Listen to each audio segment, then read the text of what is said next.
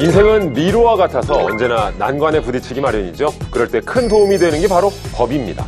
인생에 도움이 되는 법으로 떠나는 시간, 우리들의 법, 김일중입니다. 법의 미로에서 길을 잃어도 걱정하지 마세요. 제가 여러분의 법 길라잡이 되어드릴게요. 안녕하세요. 변호사 임지혜입니다. 미로를 잘 통과하려면 확실한 데이터가 필요하겠죠. 법의 달인이 될 수 있는 데이터 확실히 책임지겠습니다. 빅데이터 전문가 전민기입니다. 미로를 통과할 때 혼자면 외롭고 쓸쓸하잖아요. 여러분의 여정에 유쾌한 동반자가 되어드릴 기리기리 김기리입니다. 반갑습니다. 반갑습니다. 반갑습니다. 네. 저희가 미로 이야기로 시작을 해봤습니다. 네. 근데 정말 미로 속에서 길을 잃을 때는 나침반도 꼭 필요할 것 같습니다. 네. 혹시 여러분들 살아오시면서 네. 인생에 나침반 역할을 해준 뭐 사람도 좋고 물건도 좋고 어떤 게 있을까요?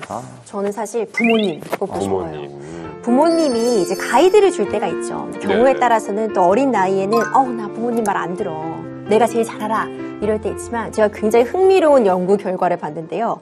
20대, 30대, 40대, 50대, 60대, 70대 모두가 네. 가장 후회하는 것 1순위가 엄마 말 들을 거리래요. 오. 야, 나이에 상관없이. 나이에 상관없이. 그러니까 뭐 항상 부모님의 판단이 옳다 그르다 그런 걸 떠나서 나를 가장 잘 아는 사람이니까 부모님의 결정 내지는 부모님이랑 얘기를 하면서 고민이 많이 해결되는 그런 경험을 한 적이 많은 것 같아요. 그렇죠. 그리고 요즘에 이제 저도 40대가 넘어가니까 주변에서 잔소리하는 사람이 없어요. 일적으로는. 예. 그래서 이게 잘 가고 있나 좀 헷갈릴 때가 있는데 저는 그래서 요즘 SNS에 그 인생 주원 짤막하게 모아놓은 것들이 있거든요. 예. 그걸 읽으면서 좀 마음을 많이 들어요. 예. 그렇군요. 집에서는 잔소리 좀 듣는 편이시죠? 그건 좀 다른 예. 기리 씨는 어때요? 저 같은 경우는 너무 공감했거든요. 엄마 말 들을 걸. 이 생각을 정말 많이 했었거든요. 네. 예. 근데 이제는 아내 말 들을 그렇죠, 걸. 그렇죠. 이렇게 바뀌더라고요. 네. 자, 저는 복잡한 일이 있거나 생각이 많을 때 이제 취미 활동을 좀 네. 하게 됩니다. 보통 이제 뭐 가족들과 여행을 가거나 뭐 캠핑을 가거나 이렇게 좀 자연 속에 들어가면 혹시 네. 조금 생각이 정리되는 것 같은데 세 분은 어떠세요? 여행 좋아하시는 편입니까? 근데 저도 여행 정말 좋아해요. 이제 아이들이랑 같이 시간을 다 보내는 게 너무 좋은데 저희 같이 사는 남자분, 저희 배우자가 남자. 이런 얘기를 하더라고요. 그분이 이제 예. 말을 하는데 여행 가서 좋은 게 뭐냐니까 이제 좋든 싫든 계속 붙어 있으면서 서로 마음을 나누는 거. 이 여행의 매력이죠. 공감이 되네요. 근데 요즘에 뭐 해외여행도 좋습니다만 이 기차 여행도 굉장히 인기가 많더라고요. 특색 있는 기차 여행 상품도 많아졌고요. 창밖 풍경을 감상하면서 여유롭게 떠나는 게 매력적인 것 같아서 한번 알아보려고 했는데 이것 또한 예매 전쟁이더라고요. 아무래도 쉽지 않겠죠. 네. 명절이나 이 휴가철에 정말 치열하잖아요. 미리미리 안 끊어놓으면 굉장히 곤란합니다. 근데 이 예약하는 과정부터 어려움을 겪는 분들이 많으시더라고요. 특히 이 어르신들이나 이 장애인들이 굉장히 이제 어려움을 많이 겪고 네. 있다고 합니다. 이게 익숙하지 않으니까 예약을 실패하는 경우가 많다고 하더라고요. 맞아요. 이제 코로나19를 기점으로 어떤 일이 생겼냐면은 버스 노선이 대거 없어졌대요. 그러다 보니까 오히려 SRT나 KTX 같은 철도 이용자들이 훨씬 더 많아졌다는 거고요. 실제로 국토교통부 자료를 보니까 지난해 고속 및 일반 철도를 포함한 간선철도 연간 이용객이 1억 7,149만 명. 어마어마하죠. 전년 대비 4.9% 증가했는데요. 이렇게 기차 이용자가 철도 예매 경쟁률이 높아지면서 교통 약자들로서는 사실 사전 예약과 관련된 어떤 정보도 좀 다른 분들에 비해서 좀 부족할 것이고요. 그리고 앱 이용 이런 거에 좀 어려움을 이렇게 호소하시면서 기차표 예매가 더 쉽지 않은 상황이라고 합니다. 지난 1월 9일에 이 문제를 해결하기 위해서 교통약자법 개정안이 국회 본회의를 통과했습니다. 반가운 소식입니다. 그러니까 노인이나 장애인, 임산부 등을 이제 교통약자라고 하는데 이분들에게 어떤 도움을 준다는 거죠? 현재 설날이나 추석같이 이제 기차 예매가 몰리는 그런 기간에는요, 교통약자가 먼저 우선적으로 예매를 할 수 있도록 따로 예약 기간을 두고 있습니다. 근데 이게 자율적으로 해당 서비스 제공자에게 맡기다 보니까 이 서비스별로 사업자별로 서비스의 편차가 나타날 수밖에 없고요. 상시로 이루어지지도 못했거든요. 즉 한국철도공사와 SRT의 교통약자를 위한 좌석 예약 체계를 의무적으로 마련하도록 했습니다. 교통약자들의 예약이 훨씬 편해지겠군요. 언제 시행이 되는 거죠? 일단 별도로 이런 예약 체계를 이용할 수 있는 교통약자의 범위, 예약 방법 이런 부분에 대해서 좀 준비할 필요가 있으니까 공포 1년 후에 시행을 하기로 했습니다. 늦어도 그러니까 내년 초에는 이 교통약자를 위한 별도 철도 예매 시스템이 구축이 될 수 있을 것 같습니다. 자, 그렇다면 이제 법이 통과된 이후에 도움을 받을 수 있는 교통약자의 수는 어느 정도입니까? 네, 이 국토교통부 자료를 보니까요. 2023년 말 기준으로 국내 교통약자는 총 인구의 30.9%인 1,586만 명입니다. 네. 2022년보다 약 18만 명 증가한 걸로 나타났고요. 유형별로는 고령자가 가장 많은 61.3%를 차지했고요. 이어 장애인, 어린이, 영유아 동반자, 임산부 순인데 고령화가 워낙 지금 우리나라가 빨라지다 보니까 이 교통약자들도 좀 급속히 늘어난 추세입니다. 아, 네. 그리고 이제 얼마 안 있으면 또 우리 김일중 아나운서도 교통약자가 이제 또 될 수 있으니까. 벌써요? 네네. 아니, 우리 모두가 이제 교통약자가 이제 곧 될 거니까 이 예약 시스템이 좋아진다고 끝이 아니라 이 교통약자들이 느끼는 불편함들이 모두 개선이 돼서 다 즐거운 기차 여행 떠났으면 좋겠습니다. 네, 알겠습니다. 그때 꼭 저한테 자리 양보해줘요. 물론이죠. 예, 꼭 기리 씨 앞에 가서 서 있을 거야. 내가. 알겠습니다, 어르신이. 자, 모두가 공평하게 서비스를 누리고 차별 없이 살아가는 세상, 우리가 만들어갈 세상입니다. 그런 세상을 만들기 위해 부단히 노력하는 분들이 있죠. 바로 입법자들인데요. 오늘 입법자들의 주인공 만나보겠습니다.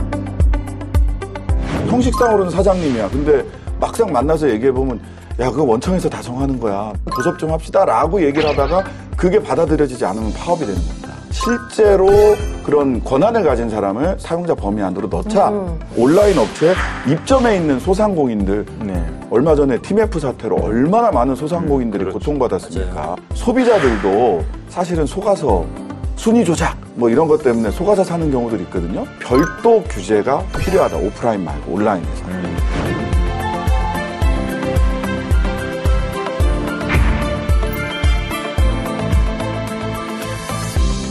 강자에게 정의를, 시민에게 권리를, 노동자와 서민의 밥이 되는 진보 정치의 시대를 연다. 조국혁신당 신장식 의원 자리하셨습니다. 어서 오세요. 네, 안녕하세요.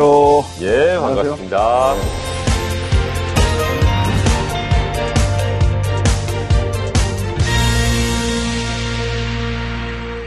야, 그야말로 몸이 10개라도 부족하다라는 말씀이 정말 딱 어울리지 않을까 싶은데 요즘 많이 바쁘시죠? 바쁘네요. 12월 3일 이후에 몸만 바쁜 게 아니라 모든 분들이 마음도 바쁘고 그래도 신년이라 저도 운동을 새로 시작을 해서 열심히 몸도 돌보기에 노력하고 있습니다. 어떤 운동 하시는 그러게요. 어떤 운동을? 뭐 달리기 하고 있습니다. 달리기 최고의 운동이죠. 최고죠. 예. 아, 또 청취율 1위 라디오 DJ 신디로도 유명하신데, 이 날카로운 논평과 질문으로 화제가 계속되고 계십니다. 아니, 근데 이제 방송 섭외가 지금 전문 방송인인 저희보다 많다라는 어떤 소문이 있는데, 요즘 스케줄이 어떠신지 좀.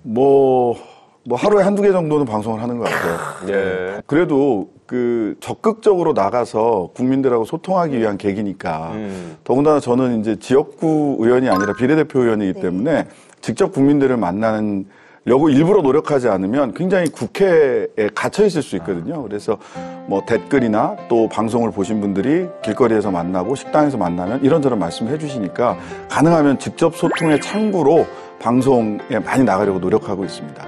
사실 의원님이 그 책도 쓰시고 그다음에 DJ를 하실 때 두 방송사에서 다 일을 하셨어요. 그건 경우는 없었고 근데 어쨌든 두 번 경험하고 싶지 않은 나라라는 이 책도 그 의원님이 라디오 프로그램 코너 신장식의 오늘 그 대본을 엮은 책이라고 알고 있거든요. 그 책에 대한 좀 소개 좀 부탁드립니다. 네, 제가 2개 방송사에서 라디오 저녁 프로그램 진행하면서 신장식의 오늘이라는 코너는 양쪽에서 다 했어요. 이 코너는 저의 시그니처니까 계속 하자라고 했던 거고 원고도 한 글자도 빼놓지 않고 전부 다 제가 다 쓰거든요. 네. 근데 여기에서 윤석열 정부 출범 이후들은 어떻게 우리가 그 하루하루를 살아왔는가를 매일매일 한 번씩 정리를 해서 말씀드리던 코너였고요. 이거를 책으로 엮어서 원고 다 하니까 한 책 2권 반 분량 되더라고요. 양이 많네요. 네, 근데 이제 그걸 줄여가지고 골라 뽑아서 했고 낸 책이고요. 지금도 종종 이렇게 제가 어떤 주제나 이슈가 있을 때 대체로 다 망라가 돼 있어요. 내가 어떤 얘기 했을지 하고 오히려 한 번씩 찾아보는. 본인 스스로도 좀 돌아볼 수 있는. 예, 그렇습니다. 예. 아직도 서점에 있습니다. 네. 자, 그리고 의원님의 의력을 쭉 봤는데요. 학부 그리고 대학원 모두 정치학을 전공을 하셨습니다. 네. 그러니까 어떻게 보면 어렸을 때부터 정치에 좀 관심이 있으셨던 거네요. 그렇습니다. 그 계기가 있으셨을까요? 제가 87년 6월 항쟁을 고등학교 1학년 때 네. 맞이했어요. 제가 청주고등학교를 다녔는데 바로 큰 길 건너편에 충북대학교 대학교가 있어서 고등학교 1학년 때 저도 코 밑에다가 이렇게 그 치약을 바르고 그래요. 예. 최루탄이 터지면 코가 매우니까 치약을 바르거나 아니면 랩으로 눈을 이렇게 가린다거나 그러면서 수업을 들었어요. 그리고 나서 87년 대선을 하는데 그때만 해도 막 100만 유세, 보라매 공원 DJ의 100만 유세, 네. 부산 수영만의 YS의 100만 유세, 여의도 광장의 노태우 후보의 100만 유세 이런 게 있었거든요. 청주에서도 무심천변에서 DJ가 이제 유세를 하러 왔는데 김대중 대통령께서 열기라고 할까? 그리고 좋은 정치를 하면 이런 국민들의 에너지를 모아서 좋은 방향으로 국민들의 에너지를 쓸 수 있지 않을까? 고등학교 때부터 어찌 보면 이제 국회의원의 꿈을 꾸셨다고 봐도 될까요? 뭐 그랬다면 그렇고 네. 그랬습니다. 하여튼 좋은 정치를 하고 싶다라는 생각을 했어요. 네. 의원님이 초선이시라는 게 좀 놀랍습니다. 사실은 또 오래됐다고 아는 분들도 많이 계시고 정치 자체는 또 꽤 오래 하셨죠. 네, 2000년에 이제 민주노동당 후보로 총선에 첫 출마하셨는데 이때 또 유명한 일화가 있죠. 의원님께서 그 100원짜리 동전 20만 개를 1톤 트럭에다 실어가지고 선관위에다가 이제 납부를 했다. 이거 왜 그러신 거예요? 당시에 지금은 국회의원 선거 기탁금이 1,500만 원이지만 당시에 2천만 원이었어요. 근데 2천만 원이 국민의 참정권을 돈으로 제한한다. 라고 생각을 해서 요때 이제 100원짜리 동전으로 당시에 이제 관악구에서 출마를 했는데 관악구에 있는 우리은행이 전부 다 비상이 걸렸죠. 100원짜리 20만 개를 몰라 그랬겠네요. 예. 그래서 그 항의의 퍼포먼스였고요. 근데 그냥 퍼포먼스만 한 게 아니라 이거를 헌법소원을 해서 이겼습니다. 그래서 기탁금이 낮아진 겁니다.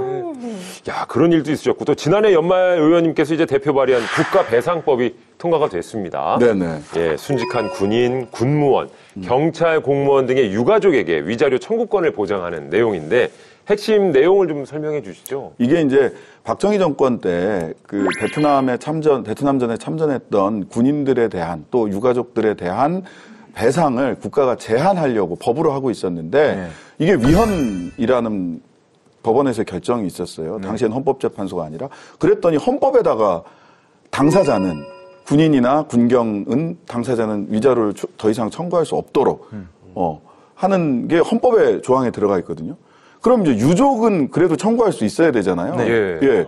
그런데 유족은 법에서 또 제한이 돼 있었던 거예요. 그래서 이거 이렇게 되면 안 되겠다. 국가가 위자 돈으로나마 조금이라도 위로해 드릴 수 있었으면 좋겠다 해서 국가배상법을 발의를 했고 통과가 됐습니다. 그래서 최근에 이 계기가 됐던 건 이제 홍정기 일병 어머님도 계시고 그다음에 최혜병 같은 경우도 이 법이 통과됐기 때문에 부모님이 유족으로서 국가를 상대로 해서 위자료를 받으실 수 있게 된 거죠. 그야말로 더 나은 세상을 만들기 위해 노력하고 계시는 신장식 의원인데요. 또 어떤 분들이 목소리를 대변하고 계신지 법안을 통해서 살펴보도록 하겠습니다. 소개해 주시죠. 네, 신장식 의원님과 함께하는 오늘 입법자들 주제는 바로 이겁니다. 모두가 함께 번영하는 미래입니다. 다 함께 잘 사는 미래를 위해 의원님이 발의한 첫 번째 법안은 모든 노동자의 권리 찾기 노동조합법 개정안입니다. 네, 노조법 개정안, 일명 노란봉투법인데요. 노란봉투법이 필요한 이유부터 한번 살펴봐 주실까요? 요거는 사실은 많이 오해하는 분들이 많이 계신데 노란봉투법 하니까 이 법 생기면 그 노동자들이 무분별하게 파업하고 그러는 거 아니야? 라고 생각을 하시는데요. 그게 아니고 핵심 내용은 두 가지입니다. 진짜 사용자가 누군지, 진짜 사장님이 누군지를 좀 정확하게 규정을 해보자라는 거예요. 실은 하청업체 사장님은 사장님인데 교섭을 하자 그러면 사실은 나는 권한이 없어. 원청업체 사장님이 다 정해주는 거야 라고 이야기를 한단 말이죠. 그러니까 교섭이 안 되니까 자꾸 파업을 해요. 근데 교섭을 해야 파업을 줄일 수도 있고 그리고 파업을 하더라도 그것이 효과가 있어서 빨리 끝납니다. 근데 매번 하는 얘기가 진짜 사장 나와라 이러다 보니까 파업을 하게 되거든요. 그래서 첫 번째는 사용자 범위를 실제로 그런 권한을 가진 사람을 사용자 범위 안으로 넣자라고 하는 게 첫 번째고요. 두 번째는 여러분들 기억하실 텐데 그 하나오션이 됐죠. 예전에 이제 대우중공업이라고 했던 대우조선해양 그 유채환 지부장이 이렇게 살 수는 없지 않습니까? 라고 해서 조그마한 쇠 박스에 자기 몸을 가두고 있었는데 이분들한테 470억 정도의 손해배상 청구가 됐어요. 실제로 손해를 배상받으려고 하는 게 아니라 노동자들을 꼼짝 못하게 하고 억누르려고 하는 게 돼 있으니 이게 노조를 향해서는 손해배상 청구를 해도 좋지만 노동자 개인 한 사람한테 손해배상 청구를 통으로 하는 거 이거는 좀 제한해야 되지 않겠느냐. 그래서 이렇게 이제 두 가지입니다. 당사자와 당사자를 정해서 교섭을 원활하게 해주는 법 그리고 노동자들을 일방적으로 찍어누르지 못하게 하는 법이다. 이렇게 소개해드릴 수 있을 것 같습니다. 그러네. 아니, 이 파업이라는 것이 진짜 헌법이 보장한 권리인데, 자, 파업 때문에 손해를 봤다 하면서 손해배상 소송을 하는 경우가 어느 정도인지 좀 짚어주세요. 네, 자료가 있습니다. 고용노동부의 손해배상 소송 가압류 실태 조사라고 하는 자료가 있는데, 2009년 1월부터 2022년 8월까지 기업이 노조를 대상으로 제기한 손해배상 소송 건수가 151건이고요. 액수로는 2,752억 7천만 원이 청구가 됐는데, 이 소송 당사자를 살펴보면 사용자가 소속 근로자를 상대로 이 제기한 경우가 54.1%에 달했고요. 원청이 이제 하청 근로자를 상대로 제기한 경우가 한 25.5% 정도 됐습니다. 그렇군요. 자, 그리고 이 부분도 좀 짚어봐야 될 것 같습니다. 실제 일을 하는 노동자지만 노동자로 인정받지 못하고 있는 분들도 많습니다. 대표적인 직종이 특수고용직이죠. 네, 뭐 배달 라이더 이런 분들이고 그다음에 그 학습지 선생님, 골프장 경기보조원 이런 분들이 전부 다 개인 사업자예요. 개인 사업자로 되어 있기 때문에 이분들이 근로기준법의 보장을 못 받습니다. 보호를 못 받는데요. 그런데 이런 분들이 그냥 특수고용직이라고 그러니까 특수한 몇 분만 있을 것 같잖아요. 그렇지가 않고요. 1,000만 명이 넘습니다.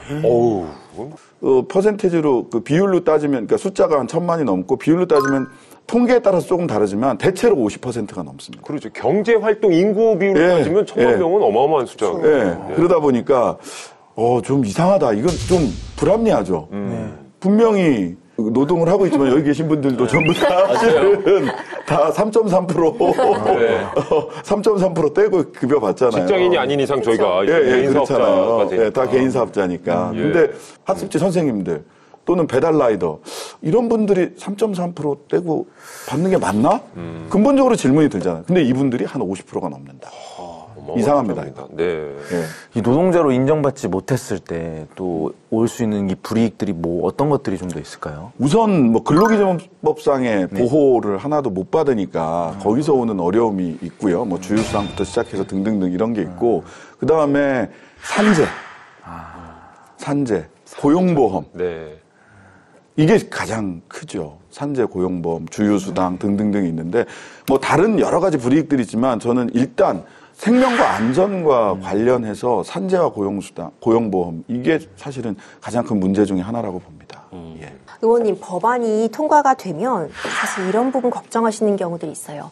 요즘 경기 어렵다 하잖아요. 무분별하게 좀 파업이 일어나서 기업이 경영이 더 악화되는 거 아니냐, 이런 우려의 목소리도 있는데 이 부분은 어떻게 생각하세요? 아까도 모두에서 한번 말씀을 드리긴 했는데 사실은 그 노란봉투법에서 사용자와 노동자의 정의 부분을 조금 달리 하는 거거든요. 조금 폭넓게 인정을 하도록 하게 되는 건데 교섭 당사자가 누군 줄 모르니까 교섭 당사자가 뭐 형식상으로는 사장님이야. 근데 막상 만나서 얘기해 보면 야, 그거 원청에서 다 정하는 거야. 내가 하청 조그만 회사 사장이 그거 뭐 월급도 그렇고 노동 조건도 그렇고 내 마음대로 할 수 있는 게 하나도 없어. 이렇게 되거든요. 그러다 보니까 야, 교섭 좀 제발 합시다. 실제 권한 있는 사람들이랑 교섭 좀 합시다라고 얘기를 하다가 그게 받아들여지지 않으면 파업이 되는 겁니다. 네. 오히려 교섭 당사자가 분명해지면 교섭을 통해서 해결할 수 있는 문제들이 훨씬 더 많아진다. 이게 사장님들께서도 오해가 많으시는데 그런 게 아닙니다. 교섭 당사자가 정확해져야 교섭 한이만이를 갖고 파업하는, 이건 사실은 굉장히 큰 사회적 비용이거든요. 자, 이런 부분들에 특히 국민들이 이제 노란 봉투법의 필요성에 대해서 잘 이해할 수 있도록 하려면 어떤 노력이 좀 더 뒷받침돼야 될까요? 언론에서도 저는 그렇습니다. 그냥 이쪽에서는 이렇게 주장했습니다. 저쪽에서는 저렇게 주장했습니다가 아니라 조금 더 한 발짝 더 들어가서 실제로 사회에 어떤 영향을 미치는지를 조금 더 심층적으로 보도해 주시면 좋겠고요. 특히 중소기업 작은 업체 하시는 사장님들 오해하지 말고 네. 있는 그대로 봐주시면 이러면 원청업체 사장이 나 대신 가서 실제로 교섭을 하겠구나. 그런 부분들을 좀 이해해 주셨으면 좋겠어요. 그렇습니다. 우리 의원님이 말씀하신 법안의 취지가 그러니까 노사 간의 갈등을 줄이자는 그렇습니다. 내용인 실제로. 겁니다. 예, 실제로 그러합니다. 예. 자, 상생하는 노사 관계를 위해서 많은 좀 논의가 이루어졌으면 좋겠고요. 계속해서 다음 법안 확인해 보겠습니다. 신장식 의원님과 함께하는 모두가 함께하는 번영하는 미래 두 번째 법안은요. 독점노 플랫폼 시장의 새 판짜기 온라인 플랫폼법입니다. 자, 이곳에서 이제 발생하는 갑질 문제도 그렇고요. 또 해결하기 위한 법안들이 많이 논의가 되고 있는데 이 법안을 제안하게 된 특별한 계기가 있으실까요? 지금 우리나라 상거래, 그러니까 소매 거래 같은 경우 실제 오프라인에서 벌어지는 것보다 더 많은, 점점 더 많아지고 있잖아요. 온라인에서 상거래가 이루어지고 있잖아요. 맞습니다. 근데 지금 이 상거래에서 공정하게 또 대기업들이 갑질하지 못하게 규제하는 법안들이 있죠. 네, 있는데 이게 전부 다 오프라인 기반 법들입니다. 온라인에서 발생하는 문제를 오프라인에 기반해서 만든 법안 가지고 전부 다 규제를 하거나 또는 촉진을 해줄 수가 없어요. 이 말하자면 어쩌면 사카시던 시대에 만든 법을 가지고 지금 컴퓨터 시대에 적용하는 것과 다를 바 없는 현상들이 벌어지고 있습니다. 그래서 기본적으로 유럽이나 미국이나 이런 쪽에서도 온라인 플랫폼을 규제하거나 온라인 플랫폼 산업을 활성화하는 법안이 별도로 만들어져 왔고 우리도 그래서 별도로 만들자라고 하는 취지입니다. 그래야 소비자들도 사실은 속아서 순위 조작 뭐 이런 것 때문에 속아서 사는 경우들이 있거든요. 예. 그래서 소비자들 권리도 보장받을 수 있고 그다음에 온라인 업체 입점해 있는 소상공인들 얼마 전에 TMF 사태로 얼마나 많은 소상공인들이 그렇죠. 고통받았습니까? 네. 이런 문제를 해결할 수 있는, 즉 플랫폼의 갑질을 해결할 수 있는 법안이다. 별도 규제가 필요하다. 오프라인 말고 온라인에서. 이런 문제의식에서 제출한 법안입니다. 말씀 주신 것처럼 이 온라인 플랫폼의 불공정 거래 사례들이 굉장히 많다고 그렇습니다. 들었어요. 특히 입점해 있는 중소기업, 소상공인들의 피해가 막심한데 구체적인 사례도 좀 설명해 주세요. 일단 TMF 사태를 가지고 먼저 말씀을 드려야 될 것 같은데요. 일단 결제 기간이 너무 깁니다. 2달, 석 달 뒤에 결제해 주는 경우들이 있어요. 그러면 소상공인들은 2달, 석 달을 버티기 위해서 다시 대출을 받아야 됩니다. 그러네요. 그래서 이 TMF 사태 때 가장 고통스러웠던 건 뭐냐면 한 2달, 석 달 결제 밀려 있는 거 돈 다 못 받았죠? 원래 그래서 그 2달, 석 달을 메우기 위해서 운영 자금으로 사용하기 위해서 돈을 은행에서 빌렸어요. 그러면 빚은 빚대로 은행에 남고 돈은 플랫폼에서 못 받는 이런 일이 이중의 고통에 빠져가지고 정말 피눈물을 흘리시더라고요. 전자상가에 가서 그 중소 입점업체 사장님들하고 얘기를 하는데 다 울어요. 50대, 60대 사장님들이. 얼마나 힘드신가요? 예, 이게 이제 아주 대표적인 입점업체들이 겪는 어려움이고요. 그다음에 소비자들 같은 경우는 제일 그 어려움이 뭐냐면 순위 조작. 내가 믿고 샀어. 네. 근데 그 순위가 아니었던 거예요. 그게 아니야. 온라인 플랫폼 업체들이 다 중소업체 물건만 파는 게 아니라 자사 관련 업체 물건도 팔고 자기가 직접 만들어서 파는 것도 있어요. 그거는 이제 오프라인 마트에 가도 뭐 어느 마트 직접 만든 상품들을 팔잖아요. 그런 것처럼 온라인 플랫폼 업체에서도 그걸 하거든요. 네. 그게 왜 이렇게 순위가 높지? 진짜 순위인가? 아니에요. 아니에요. 그러니까 저희 근데 소비자 입장에서 이렇게 노출되어 있는 순서에 영향을 받거든요. 그럼요. 네. 그리고 또 이제 중소업체들한테 멀티호밍 제한 이런 얘기도 있습니다. 네. 이게 뭐냐면 내가 물건을 만들면 E자 들어가는 마트에도 팔고 H자 들어가는 마트에도 팔고 L자 들어가는 마트에도 팔고 해야 되잖아요. 근데 온라인 플랫폼이 워낙 막강한 힘을 가지고 있으니까 멀티호밍 제한이라고 해서 야 너는 우리 플랫폼에서만 팔아. 딴 데 팔면 우리 플랫폼에서도 퇴출. 이런 경우들도 많아요. 이런 건 갑질이죠. 그런 게 어떻게 하라는 얘기입니까? 그래서 이제 의원님이 발의한 온라인 플랫폼법, 사용자와 사업자를 동시에 보호하기 위한 법률로 그렇습니다. 봐도 될 것 같은데, 법안으로. 네. 핵심 내용 한번 짚어주시죠. 시장 지배적 사업자, 그러니까 대형 온라인 플랫폼들이, 플랫폼들이 자사우대, 아까 말씀드렸고요. 네. 끼어 팔기도 합니다. 네. 그런 거 또 멀티호밍 제한, 데이터 이동 접근 제한, 뭐 최해 대우 요구, 우리한테 제일 싸게 팔아야 돼, 이런 거 못하게 하는 거고요. 네. 그다음에 핵심 플랫폼 서비스 사업자끼리 기업 결합. 그러니까 독점 기업이 될 때는 지금 오프라인 기업들은 전부 다 공정위에 심사를 받아야 됩니다. 그래서 결합을 못하게 하는 경우도 있고 이런 부분들도 온라인 업체들도 그렇게 해야 된다라는 거고 그 입점 업체들을 위해서는 결제 기간 이거 줄여라. 더 핵심적으로는 그럼 이런 시장 지배적 사업자 우리가 갑질 대형 초대형 플랫폼 기업을 사전에 여기는 대형 플랫폼 기업이야. 그러니까 니들이 이런 갑질하면 바로 제재할 수 있어. 네. 라고 사전 지정제를 해야 된다는 겁니다. 독점, 갑질할 수 있는 기업이냐. 이걸 판단하는데 시간이 너무 많이 걸리거든요. 사건이 나고 이걸 판단하고 나면 이미 사안이 끝나버린 경우들이 너무 많아요. 그래서 야 이런 데는 다 사전에 지정하자라는 게 핵심입니다. 온라인 플랫폼법이 많이 발의가 됐고 사실 저희 프로그램에서도 한번 소개를 한 적이 네, 있었는데 네, 네.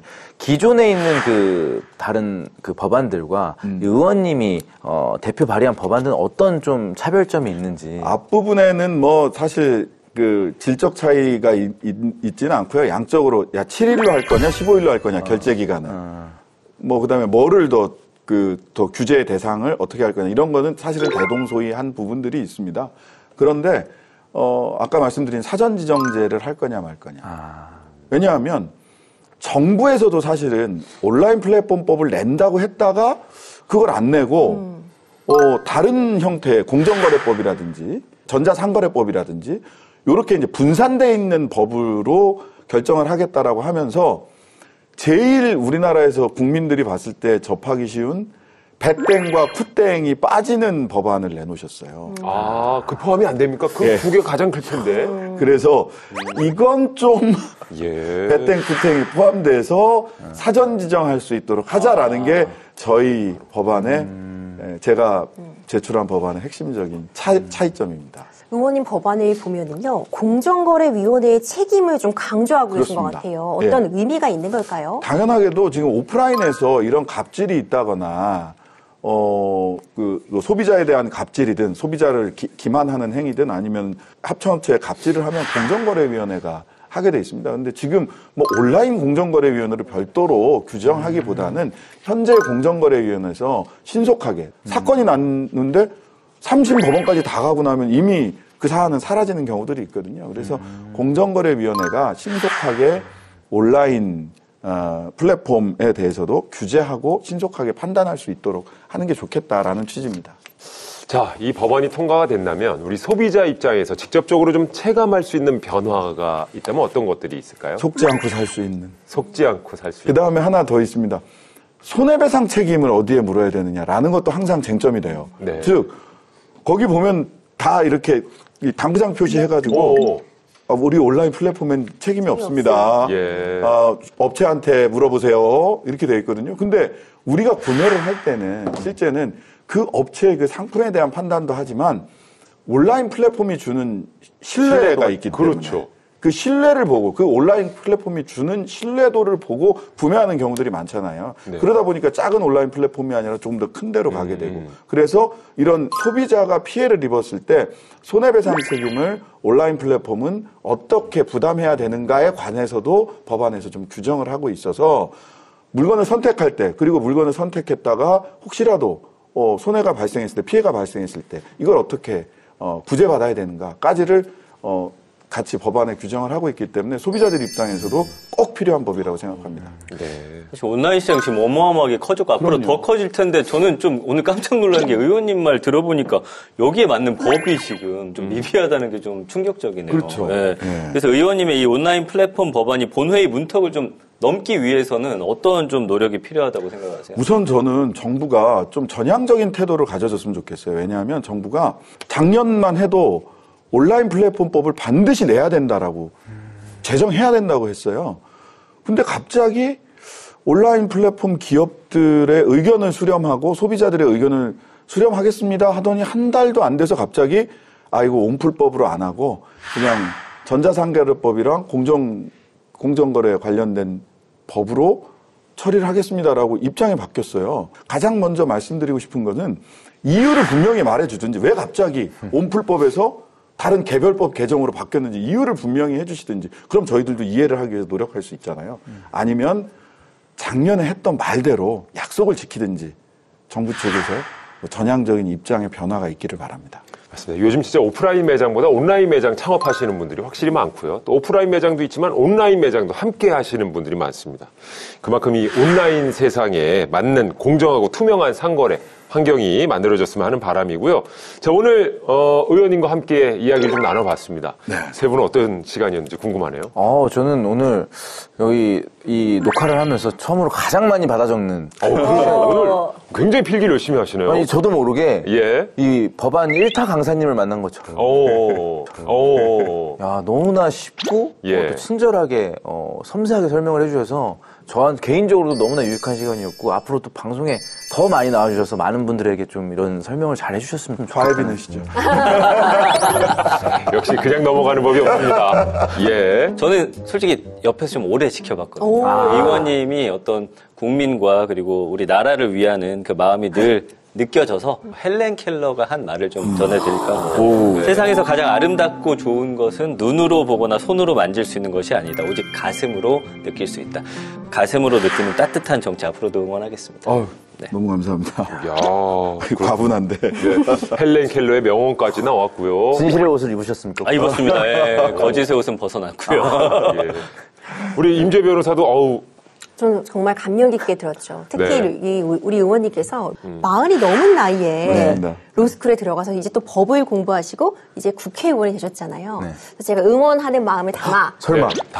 설마 삼행시 준비. 와. 삼행시 전문가입니다. 그러시구나. 삼행시 전문 변호사로 활동하고 있습니다. 운 좀 띄워주세요. 네. 자, 신문, 방송을 장식한 명품 평론으로. 장수 명품 DJ로 도약. 식지 않는 열정으로 이제 좋은 법안 만들어주세요. 감사합니다. 감사합니다.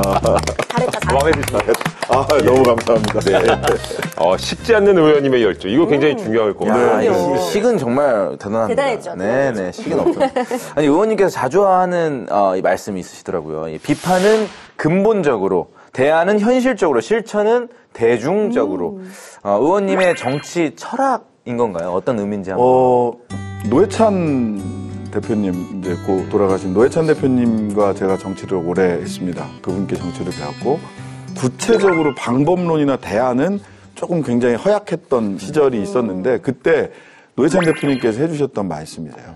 비판은 근본적으로 해야 된다. 뭐가 근본적이면 대충 그냥 얼버무리지 말고, 대신 대안은 아주 현실적이고 구체적인 대안을 내놔야 된다. 그리고 이런 대안을 실제로 작동하는 법과 제도로 만들기 위해서는 국민들의 여론을 얻어야 되는데 실천할 때는 그래서 너 혼자 잘났다고 앞으로 뛰어나가지 말고 국민들하고 같이 해야 된다라는 말씀을 해주셨어요. 그래서 내가 정치를 할 때는 비판은 근본적으로, 대안은 현실적으로, 그리고 실천은 국민들 모두와 함께 하는 이런 정치를 해야 되겠다라고 마음에 새기고 있는 저의 정치 금원 같은 겁니다. 네. 국민의 민생을 지키기 위해서 우리 신장식 의원께서는 어떤 노력을 좀 펼치실 예정인지 한 말씀 끝으로 부탁드립니다. 뭐 정치는 서민 약자의 눈물을 닦아주는 거라고 하는데요.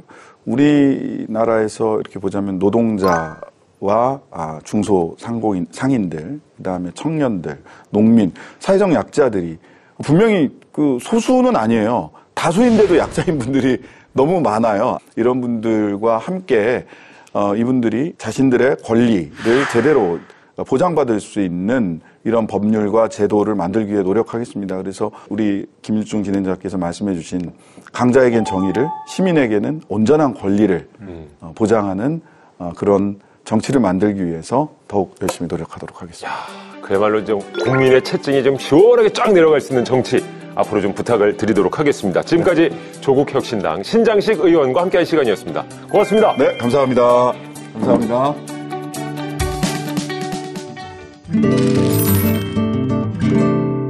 법을 몰랐다고요? 아니면 법을 잘못 알고 계셨다고요? 제대로 법 읽는 방법을 알려드린 시간입니다. 법 읽어드립니다. 자, 요즘에 이 야생동물이 출몰한다는 뉴스가 자주 나오고 있습니다. 어떻습니까? 뜻밖의 장소에서 갑자기 출몰한 야생동물 만난 적 있으세요? 요즘에 이제 또 강아지들, 유기견들이 참 많잖아요. 네. 그래서 곳곳에서 오. 갑자기 이제 뛰쳐나오는 이 강아지들은 도로에 갑자기 뛰어나오는 예. 강아지들도 있고. 놀래기도 하고 안타깝기도 하고. 네. 저는 이제 부모님 댁이 이제 대전이긴 한데 약간 산 밑에 있어요. 네. 그러다 보니까 이제 부모님 댁 가끔 갈 때 보면은 뭐 고양이 엄청 많고, 거기 이제 약간 야생 노루 같은 것들 네. 가끔 보곤 합니다. 그래요. 고란이 아니고요? 고란이 있죠 참. 네. 보통 이제 고란이나 이런 걸 산길에서 좀 많이 맞닥뜨리는 네. 경우가 많다고 하더라고요.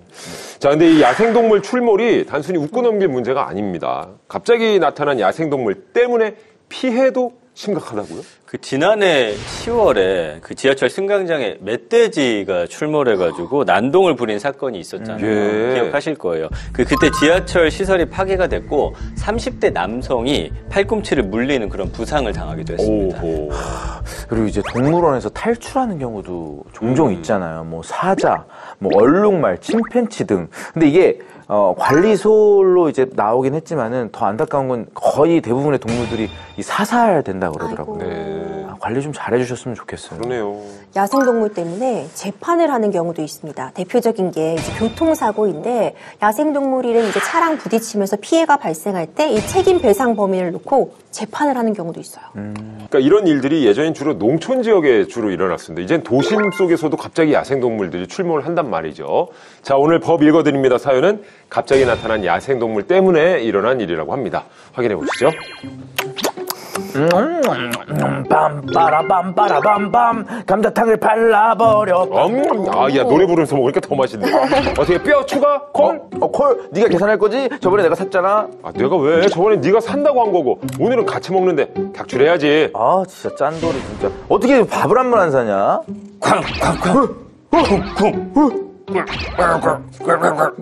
뭐야 저게?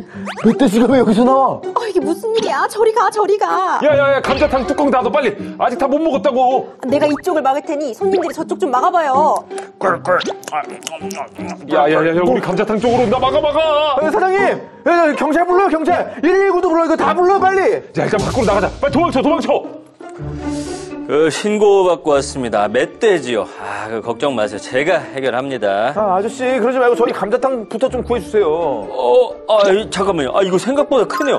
멧돼지가 원래 이렇게 컸어요? 나도 처음 봤어. 뭐예요? 빨리 쫓아내야지. 우선 저놈을 끌어내야 될 것 같은데. 여기 봐, 이놈아. 감자탕 말고 이거 봐. 더 크게. 아이고, 나중네. 이놈아, 네 집으로 돌아가. 됐어요. 갔네요. 10년 감수했네. 고생하셨습니다. 고생은 무슨 고생했지. 빨리 멧돼지 잡으러 가셔야죠. 제 다리에 힘이 풀려가지고. 아이고, 가게를 그냥 전쟁터를 만들어놨네. 이건 보험도 안 되는데. 이거 아직 다 안 먹었는데. 이거 감자탕 이거 좀 다시 주세요 이거. 그러게, 이거 어디서 피해 보상을 받아야 되죠? 사장님한테 받아야 되나? 아니, 내가 왜? 나도 날벼락을 맞았는데 멧돼지한테 받으슈. 말도 안 되는 소리죠. 식당에서 일어난 일이니까 식당 책임이지. 아니, 경찰관님, 이 얘기 좀 들어봐요. 이게 맞아요. 나도 피해자인데. 그러니까 가해자는 멧돼지고 피해자는 손님과 주인인데 이거 어디로 가야 됩니까? 법원? 아니면 경찰서? 말만 해주세요. 저희가 거기로 바로 갈게요. 아, 잠깐만요. 저도 이런 경우는 처음이라. 자, 그야말로 청천벽력입니다.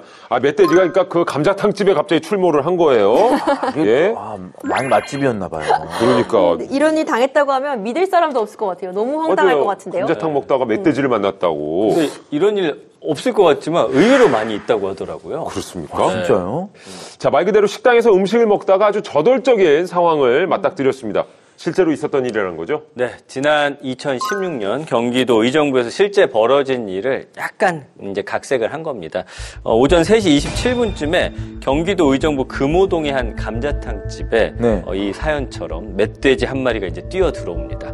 이 멧돼지 한 마리가 들이닥치면서 식당은 순식간에 아수라장이 됐는데요. 와. 그 멧돼지는 식탁을 뛰어넘고 유리벽에 부딪히면서 1분여 시간 동안 가게를 발칵 뒤집어 놨다고 합니다. 와. 손님들 중 일부는 식당에서 쓰는 카트하고 테이블로 이제 멧돼지를 구석으로 몰면서 이제 내쫓으려고 했고요.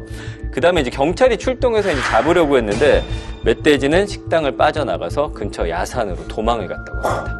아니 근데 이게 지금 감자탕 같은 경우는 계속 끓여 먹느라고 사실 불이 필요하잖아요. 이 뭐 화재 사고라든가 뭐 인명 피해는 없었나요? 이 멧돼지가 10여 분간 가게를 휘젓고 다니면서 유리문 일부하고 뭐 식탁, 그릇 이런 식당 집기가 깨지는 이런 피해까지 입혔다고 하는데요. 다행히 인명피해는 발생하진 않았다고 합니다. 하지만 이제 식당 입장에서는 피해가 이만저만 아닙니다. 자, 어디에서 보상을 받아야 할까요? 이런 경우 정말 어려워요. 지금 멧돼지는 지금 산에서 온 거잖아요. 누가 주인이 있다고 보기가 어렵죠. 만약 주인이 있는 이런 동물이 이런 피해를 입혔다면 당연히 주인에게 손해배상을 청구할 수 있는데 이런 경우는 정말 애매한 상황입니다.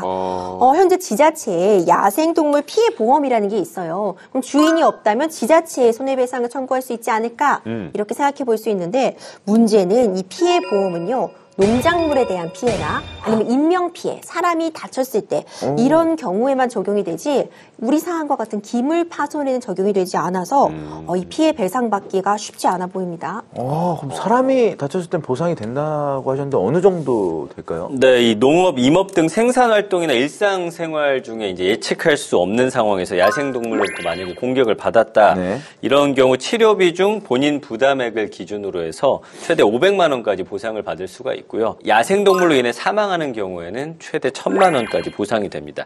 이제 뭐 다만 예외 규정도 있는데 예를 들어서 입산 금지 구역에 무단 출입한 경우라든지 수렵 같은 허가를 받아서 야생동물의 어떤 포획 활동 중이었던 경우 그리고 피해자 자신의 전적인 과실로 피해를 입은 경우 등은 보상 대상에서 제외가 된다고 합니다.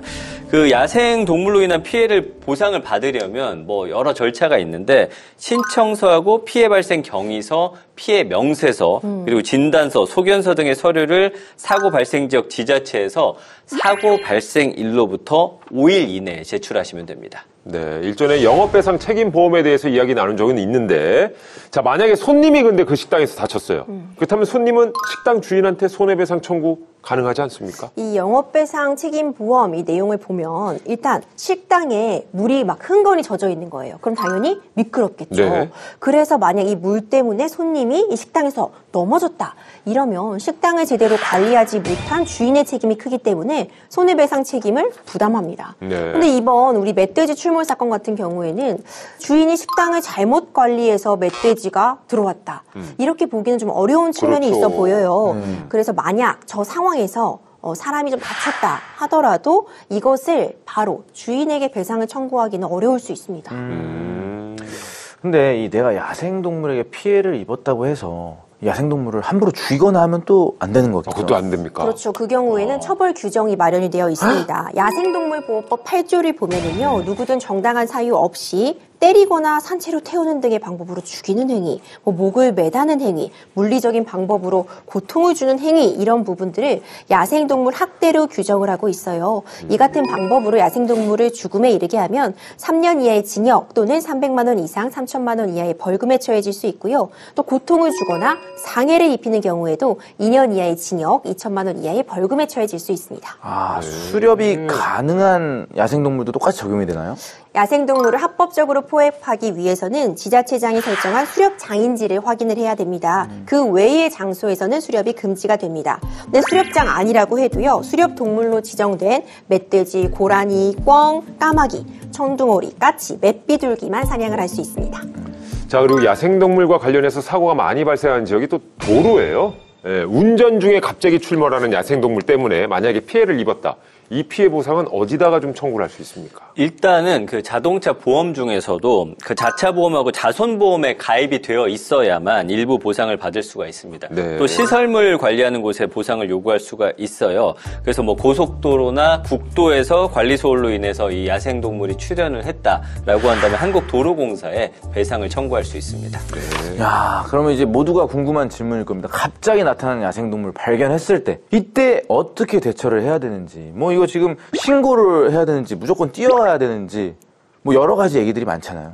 사실 우리가 동물을 하면 딱 떠올리는 게 이제 그림책 속의 귀여운 동물이나 네. 곰 인형, 강아지 인형 떠올려서 동물을 보면 마냥 귀엽다고 생각할 수 있어요. 네. 하지만 야생성을 띠고 있는 뭐 곰 같은 경우에는 사람과 맞닥뜨리면 위험할 수 있습니다. 네. 이때 막 뛰거나 이런 것도 위험할 수 있다고 하니까 만지거나 다가가거나 이런 일은 하지 마시고요. 먼저 신고하셔야 됩니다. 근데 신고할 시간이 없을 수 있잖아요. 이때는 큰 구조물 뒤로 숨거나 그러니까 네. 바위 같은 거 뒤로 숨는 게 그나마 안전하다고 전문가들이 이야기하고 있어요. 자칫 잘못해서 다가갔다가는 큰 상해를 입을 수 있으니까 주의하실 필요가 있겠습니다.